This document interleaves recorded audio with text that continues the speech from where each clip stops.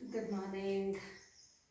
So we already started real numbers and we finished like Euclidean division lemma, that is also called division algorithm. So where for any number a, there exists, like for a and b, there exists q and r such that a is equal to bq plus r, where r is remainder and b is the divisor, q is the quotient, t is the dividend. These are all the things that we have already gone through. Right, now I'm going with an example. Maybe this is one of the problems in your textbook also. Only thing, I changed the notation, or I don't know the same notation also. Right, so use Euclid's division algorithm to show that square of any positive integer is either of the form 3m or 3m plus 1 for some integer m, for some integer m. Now I already said that, so you have to see this one. So that gives you for how many times the number has to be divided. Now let us imagine that let a be a positive integer. This is the first step we are writing. Okay. Now on dividing a with 3, we get, what do we get? A is equal to 3q plus r. Yes or no? So for any number a and b, here b is 3, here b is 3. How do we assess that? We look at this one. So in which form the question is asked, based on that you have to assess the value of b. Now b here is 3. So now a is divided with b. b is 3. A is equal to 3q plus r from division algorithm. And then r is of course less than 3, and of course 0 is less than or equal to r lies between 0 and 3. R can be equal to 0 but can't be equal to 3. That we have already seen. Now, so if, like for, or else you write for r is equal to 0, 1, 2, because these are the only 3 possible values, right? For 0, 1, 2, we have different values for a. Different values for a. Yes or no? Yes. So now let r is equal to 0. That means a can take up a is equal to 3q because r is 0, or the other one 3q plus 1 when r is equal to 1, or 3q plus 2. So if you imagine a to be an integer, a positive integer, and if you are dividing a with 3, you will get from division algorithm a is equal to 3q plus r. For r taking different values as 0, 1, 2, a will also have different values. When r is 0, a is 3q. When r is equal to 1, 3q plus 1. When r is equal to 3q plus 2. Right? Clear? That much so it is clear. So now therefore, now what are the positive integers you have? 3q, 3q plus 1 and 3q plus 2. We have 3 positive integers. Now we have 3 positive integers. Now we are going to see on squaring these integers what we are going to get. Okay. Now when a is equal to 3q, okay, a square is equal to 3q whole square, which is equal to 9q square, or 3 times of 3q square. Yes, right, perfectly right. That means it's a multiple of 3, right? 3 into 3q square. So therefore this one I am writing it as 3m. m is any integer. M is any integer. Okay, so then I got it 3m. Now, when a is equal to 3q plus 1, that means when a is of this form, what will be a square? A square is equal to 3q plus 1 whole square. A plus b whole square. A square plus b square plus 2 into a into b. So that is 3q into 1. So what is the next step that I have? 3q whole square is 9q square plus 1. I'll write this plus 1 at the end. Let me bring the q term here. 2 3s are 6q plus 1.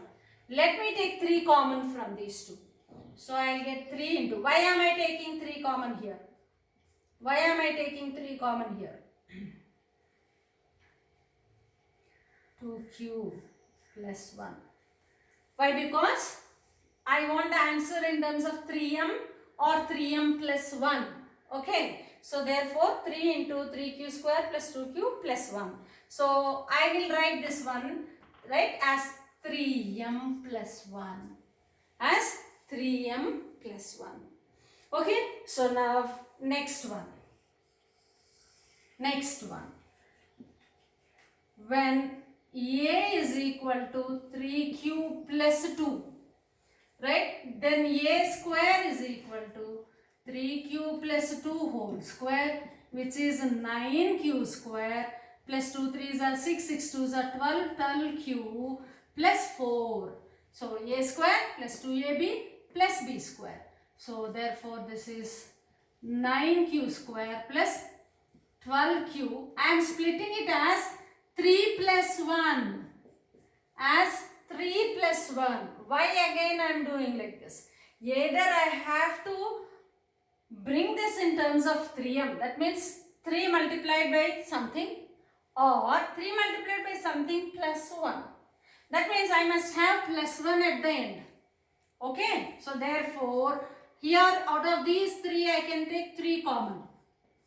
So it is 3q square plus 4q plus 1 and plus 1, because 3 is taken common here. Within brackets you will be getting, instead of this 3 you will get 1 here. So I will write this as again 3 multiplied by something, which is 3m plus 1. See, can you see this? Now when you are taking a is equal to 3q, you are getting as 3m. A is equal to 3q plus 1, you are getting as 3m plus 1. If you take a is equal to 3q plus 2 also, you are getting it as in 3m plus 1, where m is any integer, where m is any integer. So therefore how do we conclude? Therefore, so square of any positive integer is expressed as square of any positive integer can be expressed as, or can be written as 3m or 3m plus 1, where m being any integer. Clear, children? I will come here again. I will start. So here the question is, you have a positive integer. Square of that has to be expressed in this manner. So first take a positive integer. Let a be positive integer. This positive integer in how many manner, in how many forms we can express? When it is divisible by 3. 3 is a hint from here. Okay. So therefore when I am dividing it with 3, I can write it as from Euclidean lemma, a is equal to bq plus r. My b is 3 here. A is equal to 3q plus r. R takes the values of 0, 1, 2. For each value of r, you are getting one value to a. Right? So respectively a can be in the form of 3q or 3q plus 1 or 3q plus 2. Clear? So now when a is equal to 3q, take step by step. When a is of this form, what will happen to a square? Now a square is equal to 3q whole square, which is 9q square. I am taking 3 out so that it can be expressed as 3 into m. Yeah, it is expressed as 3 into m. Now take a is equal to 3q plus 1 and square it, 3q plus 1 whole square. So that is 3q whole square plus 1 plus 2 into 3q into 1. I am bringing all q terms on this side, like grouping together. 9q square plus 6q plus 1. Now from here, again what am I supposed to do? I have to express it as 3m plus 1, because either in this manner or in this manner I can express. But 1 is here. If you have 3 here, I can express the whole thing as 3m. But you have only 1 here. So therefore this one if I can express as 3m, then the whole thing will become 3m plus 1. So therefore this one I am taking 3 common, I got this one, and therefore 3m plus 1 is the final answer. M being any integer. Now when a is equal to 3q plus 2, the last one, even in this case, if you see that a square can be simplified again in 3m plus 1 form. To get that one, what am I doing? My last number here is 4. I am splitting 4 into 3 plus 1 so that 3 can go into the product of 3 and something. Right? So therefore 3 into something, that is 3m plus 1. So whichever the form, either it is 3q plus 1 or 3q plus 2. The square of this particular positive integer can be either expressed in this form or in this form. Hence proved. Right? So please pause the video and copy this one.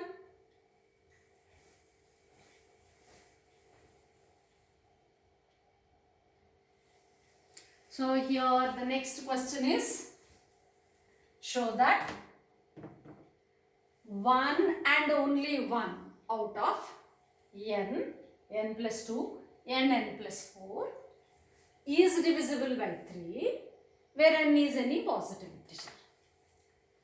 What is the first part of the solution? We should first find out a positive integer n which is divisible by 3. Okay, which is divided by 3. So now, let n be a positive integer. First, on dividing with 3, what do you get? So we get n is equal to, a is equal to bq plus r form. N is equal to, b is here 3q plus r, where r lies between 3 and 0, can be equal to 0 but not to 3. So now, for r is equal to 0, 1 and 2, we have n is equal to, when r is 0, it is 3q plus 1 or 3q plus 2. I have got the forms of n. n is with 3q. Now let us study each case separately. What did he say? If n is a positive integer, out of n plus 2 and n plus 4, only 1 is divisible by 3. Only any one particular number is divisible by 3. So now let us take case 1. Case 1. When n is equal to 3q, what should you find? N plus 1 is 2 is equal to 3q plus 2. Now n plus 4 is equal to 3q plus 4. Now in all these three cases, only n is equal to 3q is divisible. Only n is equal to 3q is divisible by 3. Why? Because it is expresses multiples of 3 and something. Right? So therefore n is equal to 3q. So which is divisible? Here only n is equal to 3q is divisible. Divisible by 3. Got it? Now let us go for case 2. Case 2. When n is equal to, what is our case 2? When n is in this form, n can take these three forms. N can be 3q, n can be 3q plus 1, n can be 3q plus 2. When n is 3q, you have to find out n plus 2 and n plus 4 and check. When n is 3q plus 1, again find n plus 2 and n plus 4 and then again check. Right? So therefore, now n plus 2 is equal to, n plus 2 is equal to 3q plus 1 plus 2, which is equal to 3q plus 3, is it not? 1 plus 2, 3. So that is equal to 3 times of q plus 1. Again this is the one which is expressed as 3 times of something. Right. Now let us take n plus 4. 3q plus 1 is the n value. You are adding plus 4 to it. So it will become 3q plus 5. I can't express it in terms of 3 times something. Here also I cannot. So out of these three again. So what is that? N plus 2, which is equal to 3 times of q plus 1, is divisible by 3. I should write only n plus 2. Here also only n. So here n is divisible by 3. Here n plus 2 is divisible by 3. Let us see the third case. Let us see the third case. What is third case? N takes the form of 3q plus 2. When n is equal to 3q plus 2, right? N plus 2 is equal to 3q plus 2 plus 2. 3q plus 2 is n. N plus 2, that is 3q plus 4. Right. So the next one is n plus 4 is equal to, n is 3q plus 2 plus 4, that is 3q plus 6. I can take 3 common here, q plus 2. So it is the one which is written in terms of 3 times something. So therefore out of all these 3, right, like that is 1, 2, 3. So from 1, 2 and 3, what do you say? Only n plus 4, which is equal to 3 times of q plus 2 is divisible by 3. Right? So therefore in first case only n is divisible. Second case only n plus 2 is divisible. In third case only n plus 4 is divisible. Right? So from all three cases,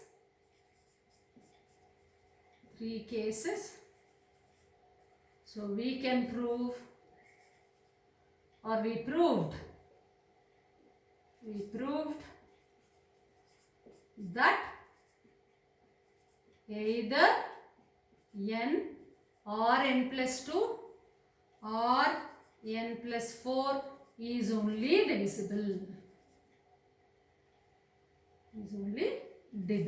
By 3. So you need to write the conclusion. Okay. So show that one and only one out of n plus 2, n plus 4 is divisible by 3. Here he is directly saying it is 3. Divisible by 3. So hence we take n be a positive integer. Let us divide it with 3. So n can take what forms? 3q plus r, where r is equal to 0, 1, 2. So therefore you will get n is equal to 3q plus 1 and 3q plus 2. So n can take 3 forms. So take cases separately. Case 1, case 2 and case 3. So in each case find what is n, then find n plus 2, then n plus 4.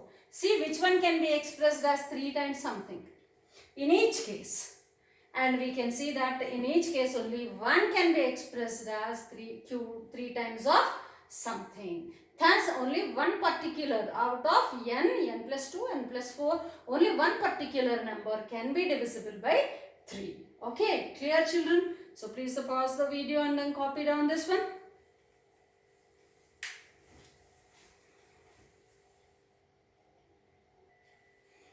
So the next one and the last one in today's class.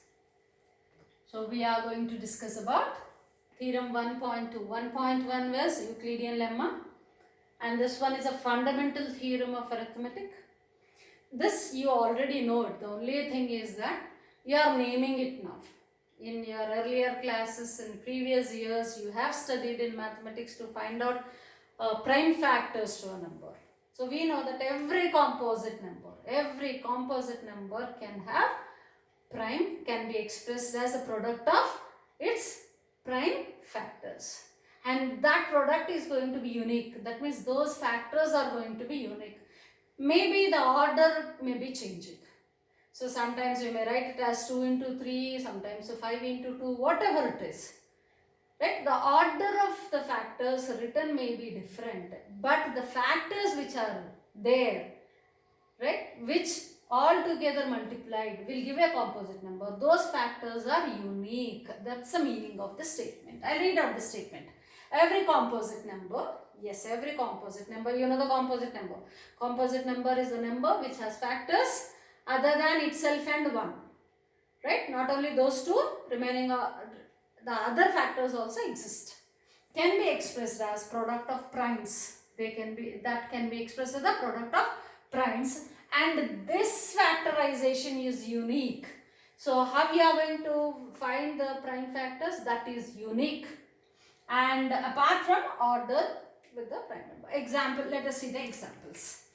Like suppose if I have to express it as prime factors, prime number. First you go with the first prime number. What's the first prime number? 2. Can this be divisible by 2? No. What is the next prime number? 3. Yes. 3. How many times? 5 times. 3 is a prime number, 5 is a prime number. Okay, so 3 and 5, these are the prime factors of 15. These are the prime factors of 15. Okay, so now let us see 125. 125. Start with 2. Will it go? No. Start with 3. 3 4s are 12. No. Start with 5. So 5, how much? 5 2s are 10. 5 5s are 25. 25 with 5 multiplied by 25. Is 25 a prime number? No. But this can be expressed as again 5 into 5. So 5 is a prime number, this is prime number and this is the other one. So it can be expressed as 5 cube, 5 power. So and this can be expressed as 3 power 1 into 5 power 1. Okay, let us see some other example. 64.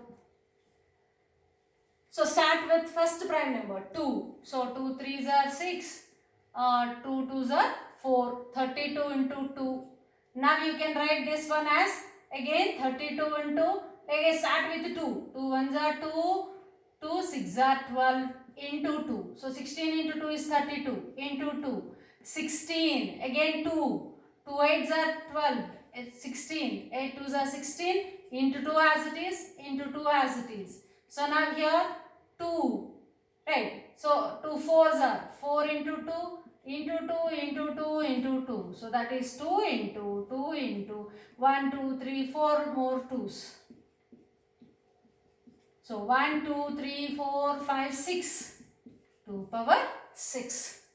So here he says that any number, here we have taken odd number, 2 odd numbers we have taken, an even number we have taken. Any number can be, any composite number can be factorized into its prime factors, and that factorization is unique. Okay, so you have mixed 3 into 5 or 5 into 3, makes no difference, but usually we will take in ascending order. We will take it in ascending order, that is 3 into 5. When you go with like ascending order, you are going to arrange the numbers in ascending order, whatever may be the powers to which they are raised. Whatever may be the powers to which they are raised. Okay, right. So therefore, now let us take one example here based on this theorem. Logically, it's not something like directly you are going to find out the factors. Right. Consider the number 4 power n. Can you see this? 4 power n, where n is a natural number. N belong to capital N. N is a natural number. Is there any value of n, that for such n, small n, for which 4 power n ends with digit 0? I will explain you the problem first. Understand the question, then we can go for solution. So here he says that there is a number which is expressed as 4 power n. Means 4 is raised to the power n. Right, so n is exponent, 4 is the base. Here he is saying that if n belongs to a natural number, n can take any number. Okay, suppose if you take n is equal to 1, it is natural number. He didn't say whole number to take n is equal to 0. N is equal to 1, it is 4. N is equal to 2, 4 square is 16. Right, so n can take any value because n belongs to capital. The question here is there any particular value of n which can give us a result where the result is going to have in units place a 0 value, right? A digit 0 in units place, which ends with digit 0, which ends, how the number ends, like this will read, right? 15 ends with 5, 125 ends with 5, right? So we talk about ending means it is with units value. right? So 1's place value should be 0. Right, common sense definitely says that there is nothing which can, whatever may be the value of n, we can never have 4 power n to be equal to something and with units place value to be 0. Okay, so now how to discuss that, how to prove that? So now solution. See, for any number which is having 0 in its units place, 0 in its units place is divisible by 0 in units place or 1's place. It is divisible by, it should be divisible by 2 and 5 together. That is the condition. That is the condition.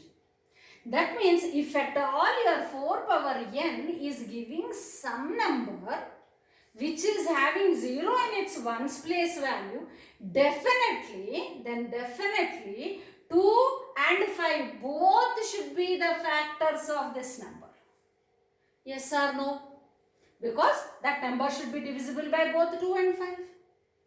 Yes. So now let us see whether we can express 4 power n in the product of 2 and 5. Right, see, but what is 4 power n? But 4 power n is equal to, I can write it as 2 square whole power n. Yes, that is equal to 2 whole power 2n. So I can express 4 power n only as a factor, the factor can be only 2, but not in terms of 5. In no manner I can express 4 in terms of 5. Okay, so 5 can't be the factor of 4. So here, what is that? It is only expressed as a factor of 2. As a factor 2. Right, so therefore, 4 power n can have only 2 as factor, but not 5. Right, but not 5. So therefore, there is no n value for which statements are important. Whenever it is theorem related, statements are important. For which 4 power n can end with digit 0. Digit 0. Good. So this is how we are supposed to give proofs. Okay. So whenever the question is asked, logically divisibility rules, you have to go back to divisibility rules. You should also know prime factorization method to find out HCF, highest common factor. You all know it, right? So please recollect all those things. Second exercise is with the same thing, to find out HCF and LCM of the given numbers by prime factorization method. You know how to find out the prime factorization method. Suppose I'll take one example. Let me take an example for prime factorization. I'll take 64 and 16. Two numbers I'm taking. Prime factorization. First for 64, what are the prime factors? So I have written it already here, so therefore I am taking it as 2 power 6. So for 16, so what are the prime factors? So for 16, you have 16 is 8 into 2, 2 cube. So 2 into 2 into 2. This is 2 cube. Highest common factor. What are the factors of 64, 2 power 6? 16 is 2 cube. Okay. Is it 2 cube? No. 2 power 4. Sorry, it is 2 power 4. 2 cube is 8. 2 power 4. So, what is highest common factors are? 2 power 4 and 2 power 4. Because 2 power 6 can be written as 2 power 4 into 2 power 2. Right? So, I have the common factors to be 2 power 4. So, therefore, HCF is equal to 2 power 4, which is equal to 16. The highest common factor here is 16 itself. So, in this manner, you have to write the factors, that is prime factors, and see the common prime factors, and then take the highest common prime factors. That gives you highest common factor. And you know how to find out the LCM also, right? So please finish the second exercise also, and then we can move on to the next exercise. Okay children, clear? So please copy this one and go ahead with your exercise problems, right?